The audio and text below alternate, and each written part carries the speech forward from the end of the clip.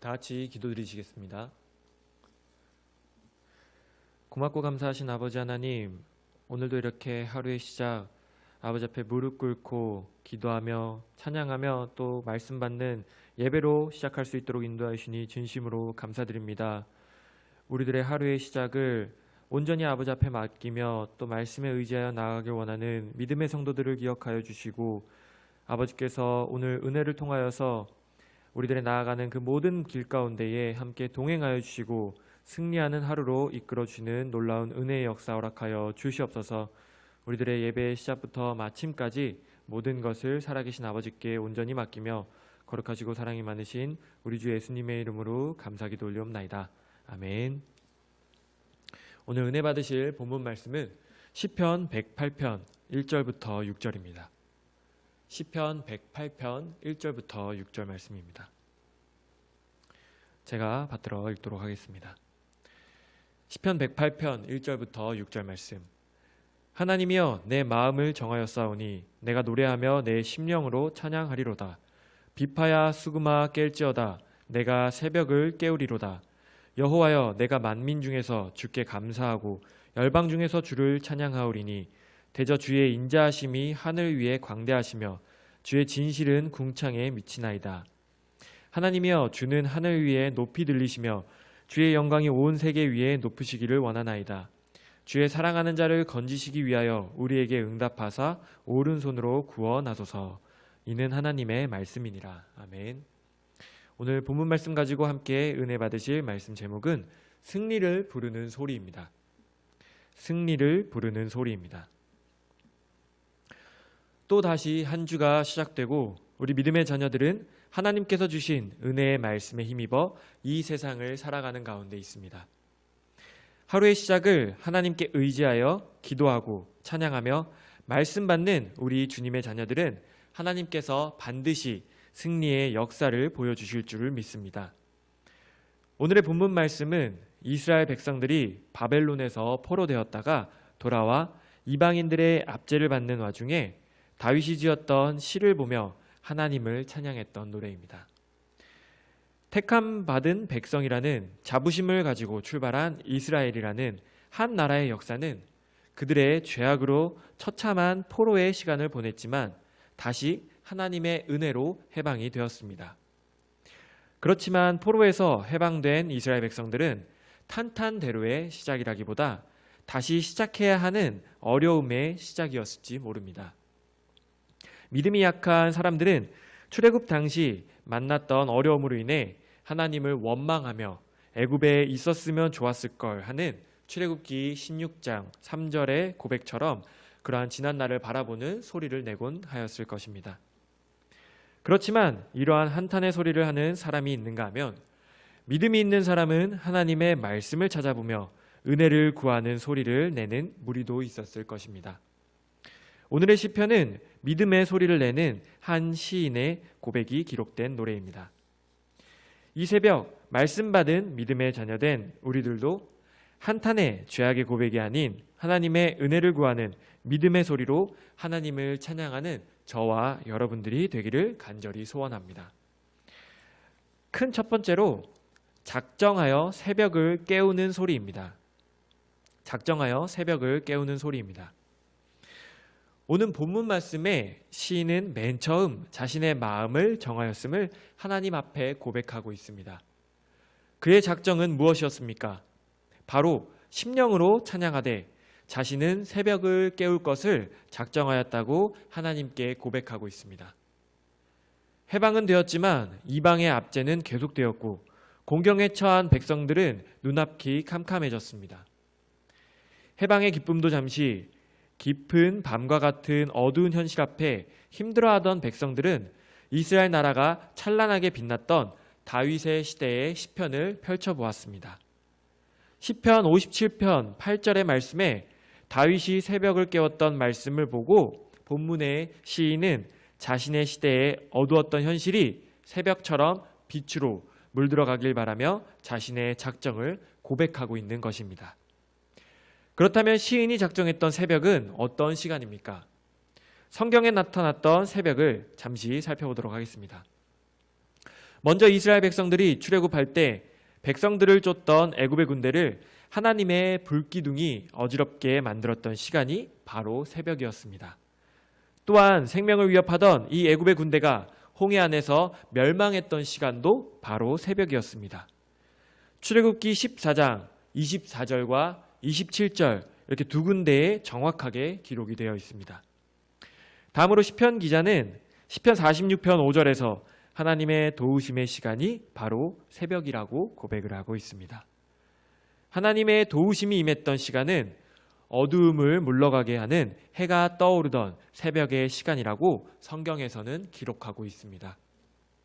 이 말씀을 믿은 오늘 본문의 저자는 새벽을 깨우는 작정을 함으로 하나님의 도우심을 받기를 노래했던 것입니다. 사랑하는 성도 여러분, 우리들도 하루의 시작을 하나님께 엎드려 기도함으로 시작할 때 하나님의 도우심이 임하여 우리의 모든 막혔던 문제, 어려움들이 사라질 줄 믿습니다. 애굽의 군대를 멸망시키고 승리로 이끌었던 하나님의 도우심이 오늘 새벽을 깨운 우리들에게도 반드시 임할 줄 믿습니다. 큰 두 번째로 주의 인자하심을 찬양하는 소리입니다. 주의 인자하심을 찬양하는 소리입니다. 하나님께 새벽을 작정한 본문의 시인은 이어서 하나님의 인자하심을 찬양하고 있습니다. 성경에서 가장 많이 표현된 하나님의 도우심이 바로 인자입니다. 히브리 원어로 헤세드라는 단어로 그 의미는 하나님의 사랑, 그리고 친절, 자비 등을 나타내고 있습니다. 이러한 하나님의 도우심, 그 인자가 오늘 본문의 시편 기자는 하늘 위에 광대하다라고 고백을 하고 있습니다. 우리가 어떤 시간, 어떤 곳에 있다 하더라도 전부 하늘 아래에 존재하고 있습니다. 그렇기 때문에 하나님의 인자가 하늘 위에 광대할 때 언제 어디서나 우리들을 향한 인자로 하나님의 도우심이 임할 줄 믿습니다. 하나님의 인자하심을 찬양하는 소리, 오늘 우리들로부터 나오는 소리가 되어야 할 것입니다. 어떻게 찬양을 해야 합니까?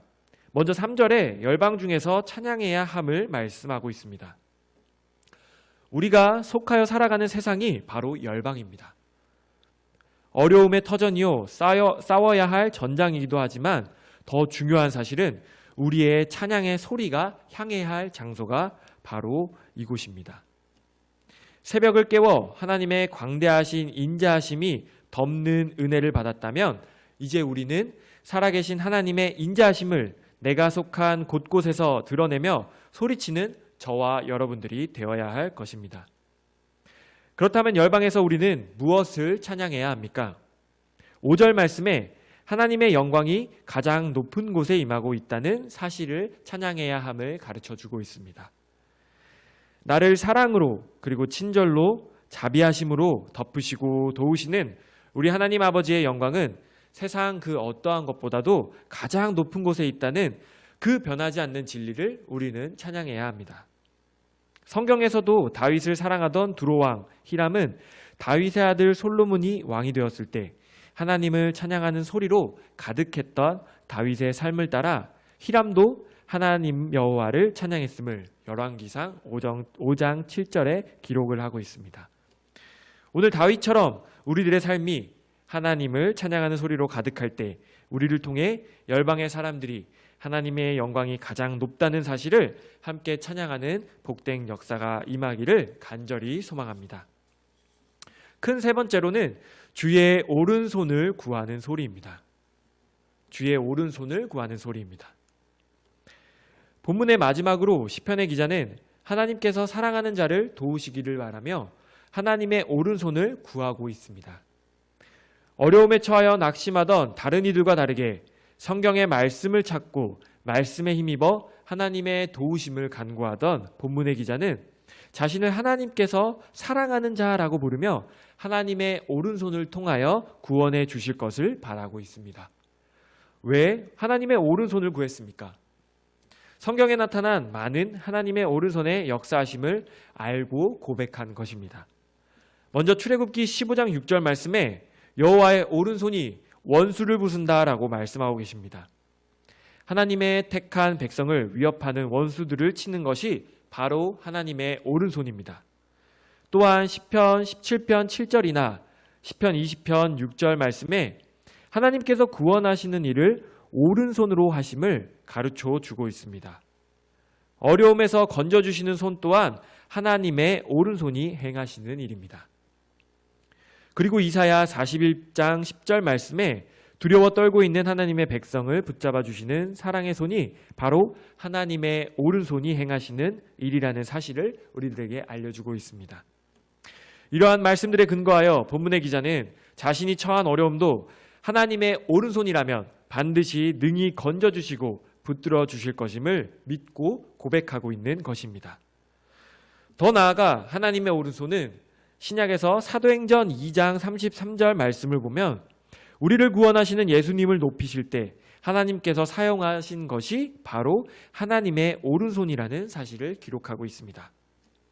어려움에 처한 상황 그리고 위기, 고통 속에서 우리들도 하나님의 오른손에 붙들려 높이 올라가는 승리의 역사가 임한다라는 사실을 꼭 믿으시길 바랍니다. 말씀을 정리해 보도록 하겠습니다. 오늘의 본문 말씀은 공경의 상황에서도 하나님을 찬양하던 시편 기자의 기록입니다. 어려움의 상황에서 어떤 소리를 시편 기자가 내고 있습니까? 먼저 새벽을 깨운 것을 작정하는 소리를 내었습니다. 하나님께서 도우시는 새벽에 자신이 깨어 구하겠다는 작정의 소리였습니다. 이어서 주의 인자하심을 찬양하는 소리를 내고 있습니다. 공경의 상황을 덮어주시는 하나님의 인자하심을 찬양하는 소리를 내면서 열방 중에서 하나님의 영광이 가장 높다라는 사실을 찬양하고 있습니다. 그리고 하나님의 오른손을 구하는 소리를 내고 있습니다. 구원의 손, 높여주시는 하나님의 능력의 오른손을 구하고 있는 것입니다.